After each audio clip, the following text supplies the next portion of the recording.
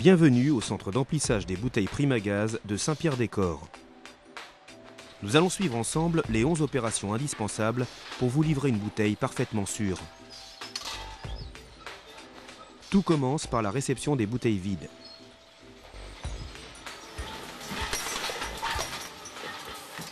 Première étape, la déchapeauteuse dévisse et retire le chapeau de la bouteille.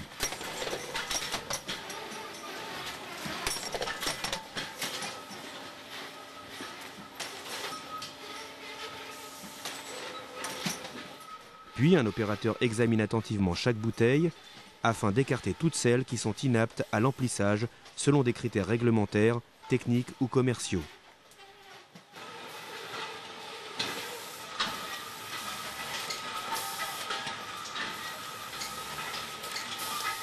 Toutes les bouteilles sont automatiquement orientées dans le même sens pour faciliter l'étape suivante, l'emplissage de la bouteille, c'est-à-dire sa recharge en gaz.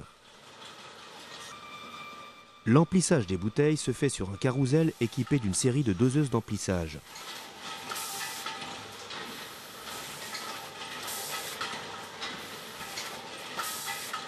L'opérateur branche la pince d'emplissage et tape au clavier le poids total de la bouteille pleine.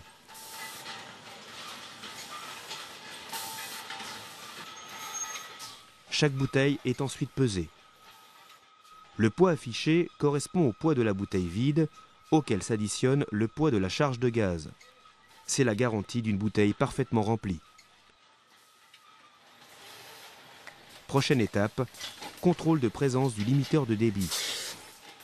La machine ouvre le robinet et par aspiration vérifie la présence du limiteur de débit, puis referme le robinet. Ce limiteur permet d'obtenir un débit de fuite restreint en cas d'incident, comme par exemple la rupture d'un tuyau. Le contrôle de suremplissage. Cette étape est la garantie que le niveau de gaz maximum autorisé n'est pas dépassé. Toute bouteille non conforme est systématiquement écartée. Suit le contrôle d'étanchéité du robinet. Une cloche vient coiffer le robinet de la bouteille pour permettre à l'analyseur électronique d'atmosphère de vérifier l'absence de gaz, robinet fermé. Ce contrôle est effectué par Primagaz, en plus de ceux exigés par la réglementation. Une capsule de protection est maintenant posée sur chaque robinet afin de garantir au client que la bouteille n'a pas été utilisée.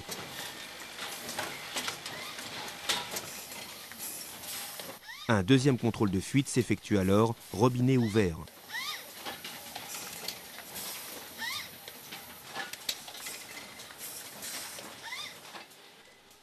Enfin, une machine ferme et contrôle la fermeture du robinet. Toute bouteille présentant une anomalie telle qu'un robinet fou ou bloqué est alors éjectée.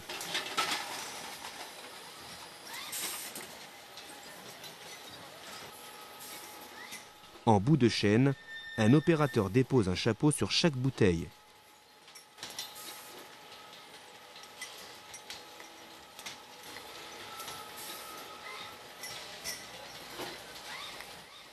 Ensuite, la chapeauteuse visse automatiquement le chapeau, contrôle son vissage et effectue un quart de tour arrière pour le débloquer.